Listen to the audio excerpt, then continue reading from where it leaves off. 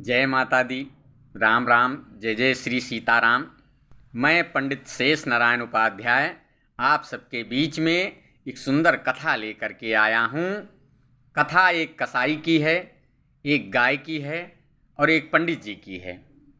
एक समय की बात है, पंडित जी माता रानी के मंदिर में बैठ करके पूजा पाठ कर रहे थे और उसी रास्ते से एक कसाई गाय लेकर के जा रहा था काटने के लिए। गाय की डोरी जो है छूट गई और गाय भाग करके मंदिर के पीछे जा करके छुप गई। अब कसाई ढूंढते ढूंढते मंदिर के पास आकर के पहुंचा और देखा कि वहां एक महात्मा जी, एक संत जी मंदिर में पूजा कर रहे हैं और कोई वहां दिखा नहीं। तो कसाई ने पंडित जी से पूछा कि महाराज जी, हमारी गाय इधर गई है? पंडित जी ने अपना दाहिना हाथ उठा करके और इशारा कर दिया कि इसी तरफ गई है। कसाई गया, गाय को पा गया और ले जा करके गौ माता को काट दिया। गाय मर गई। कुछ समय बीता, कसाई भी मर गया और कुछ समय बीता, पंडित जी भी मर गए। अब तीनों का फिर से जन्म हुआ तो कसाई एक राजा के घर में लड़के के रूप में उसका जन्म हुआ और गौ माता की एक राजा के यहाँ कन्या के रूप में जन्म हुआ और पंडित जी उसी राज्य में पंडित के घर में उनका जन्म हुआ। अच्छा, अब उस कसाई की और उस गाय की, जो राजा के यहाँ लड़की के रूप में जन्म हुआ था उसका, और एक राजा के यहाँ जो उसकी लड़की के रूप में जन्म हुआ था, दोनों की शादी तय हो गई। और यही पंडित जी पूजा करवाने के लिए, विवाह करवाने के लिए राजा के यहाँ गए। विवाह हो गया। तो पहले के समय में राजा महाराजाओं के यहाँ रीत रिवाज था कि 2-3 दिन बारात रुकती थी। जब लड़की जो है कमरे में गई तो वहां जो है ढाल और तलवार टंगा हुआ था। लड़की का हाथ उस ढाल पर लग गया और वो ढाल उस लड़के के ऊपर जाकर के गिरा और गला कट के अलग हो गया। अब लड़की सोच में पड़ गई कि हमारे हाथों से ही हमारे पति की हत्या हो गई, हमारे हाथों से हमारे पति की हत्या हो गई, अब क्या होगा। वो रोती बिलखती हुई अपने पिताजी के पास पहुंची और कहा कि पिताजी, लड़के का सर तो धड़ से अलग है। पिताजी अचंभित, राजा साहब अचंभित रह गए कि ऐसा कैसे हो सकता है। तो राजा साहब ने अपनी पुत्री से पूछा कि बिटिया, ये बताइए कि आपके अंदर जाने से पहले वहां कोई गया था? अब लड़की सोचने लगी कि जब हत्या हमारे हाथों से हुई है तो मैं किसको दोषी बता दूं। उसने अपने मन में विचार किया कि पंडित जी के आगे पीछे तो कोई है नहीं, तो क्यों ना हम पंडित जी को ही बता दें कि यही गए थे। तो लड़की ने कहा कि हमारे कमरे के अंदर जाने से पहले पंडित जी वहां से निकले थे।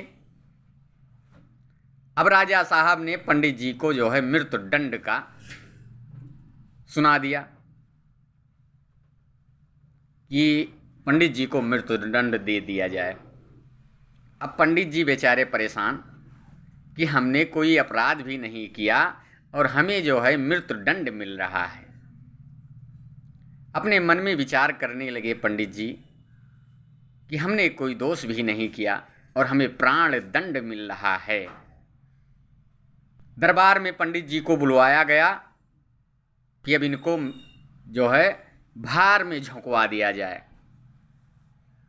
मंत्री जी ने कहा कि महाराज, ये ब्राह्मण हैं, ये ब्राह्मण हैं और ब्राह्मण को प्राण दंड मत दीजिए वरना आपको दोष लगेगा, कोई और दंड दे दीजिए इनको।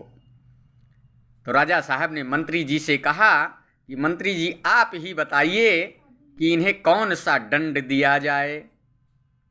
तो मंत्री जी ने कहा कि ब्राह्मण का दाहिना हाथ शुभ माना जाता है, ये अपने दाहिने हाथ से ही पूजा पाठ आदि कर्म करते हैं, तो क्यों ना इनका दाहिना हाथ कटवा लिया जाए। राजा ने कहा ये भी बहुत अच्छा विचार है। अब राजा साहब ने जो है हुक्म दे दिया और पंडित जी के दाहिने हाथ को काट लिया गया। अब पंडित जी बहुत परेशान हुए कि आखिर हमने कोई अपराध भी नहीं किया और हमारा जो है दाहिना हाथ काट लिया गया। तो एक पंडित जी को मिले, उन्होंने बताया कि आप चले जाइए काशी। काशी में एक पंडित जी रहते हैं, वो पूर्व जन्म की बात को बता देंगे। अब पंडित जी जो है अपने घर से चल दिए काशी को। काशी में जब जाकर के पंडित जी के घर पर पहुँचे तो पंडित जी ने पूछा कि पंडित जी घर पे हैं। तो पंडित जी की औरत निकली और पान से गारी दे के कहीं मरत हुई दही जरा पुतो कहूँ घाटे पर। पंडित जी अपने मन में विचार किहिन कि तो पंडित घर न हुए, पंडित की घर की औरतें ऐसी नहीं होती हैं, ये शायद किसी ने हमें जो है गलत पता बता दिया है। अब वो बेचारे वहाँ से चल दिए और उधर पंडित जी पूजा कर रहे थे घाट पर बैठ करके। उन्हें पता चल गया कि हमारे घर पर कोई ब्राह्मण आया है अपनी समस्या को लेकर के। वो वहाँ से चल दिए। दोनों लोगों की मुलाकात रास्ते में हो गई और पूछा महाराज जी कहाँ गए थे। तो महाराज जी ने बताया कि एक पंडित जी के यहाँ गए थे भैया, लेकिन लगता है कि किसी ने हमें गलत पता दे दिया। कहीं नहीं महाराज जी, वो हमारा ही घर है और वो हमारी ही औरत है।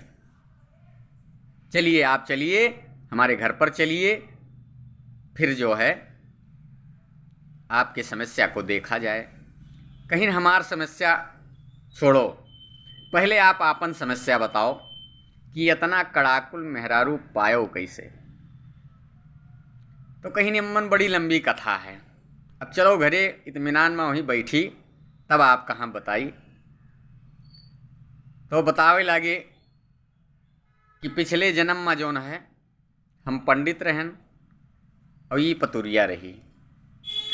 तो हम जब शंकर जी का जल चढ़ावत रहन तो ये रोज़ सवेरे शंकर जी से प्रार्थना करत रही कि हे भगवान, अगले जन्म में हमें इन्हें पंडित पति के रूप में मिलें। फिर वो पतुरिया मरी गए, हमहू मरी गए। फिर वो हाथी के जन्म पाइस और हम कौवा के जन्म पायन। तो हम एका बहुत ठोंठ मारत रहन। तो जतने एका हम ठोंठ मारत रहन, जब तक वो उतना गारी गरियाए नहीं ले थी तब तक पानी नहीं पिए थी। ये हुआ हमारा समस्या। तो कहीं महाराज जी अब हमार बताओ। कहीं ने एक समय की बात है, आप एक मंदिर में बैठ कर के पूजा कर रहे थे और एक कसाई गाय लेकर के जा रहा था और आपने दाहिना हाथ उठा करके बता दिया था और वो कसाई गाय को लेकर के गया और काट दिया। तो वो लड़की जो है वो गौ माता है और वो जो लड़का है वो कसाई है। तो गौ माता ने कसाई से अपना बदला ले लिया और आपका दोष ये है कि आपने दाहिना हाथ अपना उठाया था, इसलिए आपका दाहिना हाथ कटा है। तो सत्य की हमेशा जीत होती है, सत्य की हमेशा जीत होती है। आपको इस जन्म में नहीं तो अगले जन्म में जो आपने पाप कर्म किया है उसको भुगतना ही पड़ेगा, उससे आप बच नहीं सकते हैं, उससे आप बच नहीं सकते हैं। यदि आप पाप करेंगे तो उसको आपको ही भोगना पड़ेगा। कथा यदि अच्छी लगी हो तो कमेंट करके बताना। हमारे फेसबुक पेज को खूब फॉलो करना, शेयर करना, कमेंट करना।